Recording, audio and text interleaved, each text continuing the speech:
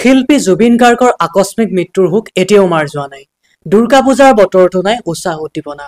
ব্যৱসায়িক ক্ষেত্ৰখনত শিল্পীগৰাকীৰ মৃত্যুৰ প্ৰভাৱৰ বাবে ব্যৱসায় কেনেধৰণৰ হৈছে এই বিষয়ে জানিবলৈ আমাৰ সংবাদকৰ্মী মৰাণৰ ব্যৱসায়ীসকলৰ কাষ চাপিছিল। তেওঁলোকৰ ভাষ্যৰে যুগুতাইছো এই বিশেষ প্ৰতিবেদন। নমস্কাৰ, আপোনালোক সকলোকে বাৰ্তা টক্স অসমলৈ স্বাগতম জনাইছোঁ। বৰ্তমান আমি উপস্থিত আছোঁ মৰাণ নগৰৰ মাজমজিয়াত। যিহেতু বৰ্তমান পূজাৰ বতৰ, আহকচোন ব্যৱসায়ীসকলৰ পৰা ব্যৱসায়ৰ বিষয়ে অকণমান আমি বুজ ল'বলৈ যাওঁ।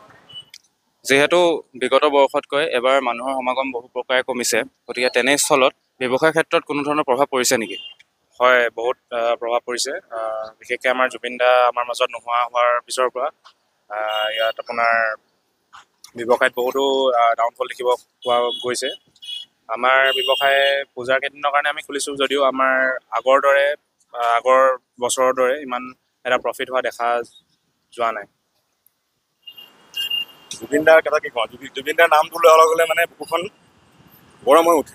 ক'ব নোৱাৰোঁ যে তেওঁৰ নিচিনা কোনোবা আছিলে নেকি, আৰু তেওঁৰ নিচিনা কোনো হ'বও নোৱাৰে। শিল মানে হাৰ্টৰ পৰা হয় তেওঁৰ কাৰণে। ব্যৱসায়ত মই ক'লোৱে দেখোন, এইবিলাক মেটাৰ নকৰে তেওঁৰ আগত, ইমানখিনি ক'ব পাৰে। জুবিন গাৰ্গ হোৱাৰ পৰা দেখা গৈছে এইবাৰ পূজাত মানুহৰ সমাগম অতিকৈ কম হৈছে। সেইটো ব্যৱসায়ত আপোনাৰ কিবা প্ৰভাৱ পৰিছে নেকি?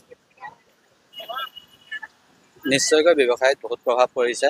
আগৰ নিচিনাকৈ মানুহ সমাৱেতো হোৱা নাই, আৰু মানুহ বহুত এতিয়া পূজা বুলি ইমান ফূৰ্তি ফাৰ্তাও কৰিব পৰা নাই। জুবিন গাৰ্গৰ মৃত্যুৱে সকলোৰে মনত প্ৰভাৱ পেলাইছে, আমি দেখিবলৈ পাওঁ।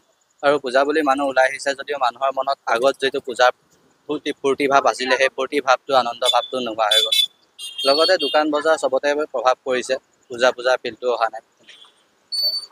আৰু লাষ্টত আমি সকলোৱে এটাই বিচাৰোঁ যে জুবিন গাৰ্গৰ মৃত্যুত যোনসকল জড়িত আছে বা যি হৈছিলে, সেই ঘটনাটো সকলোৱে পোহৰলৈ আহক আৰু জুবিন গাৰ্গে ন্যায় পাওক।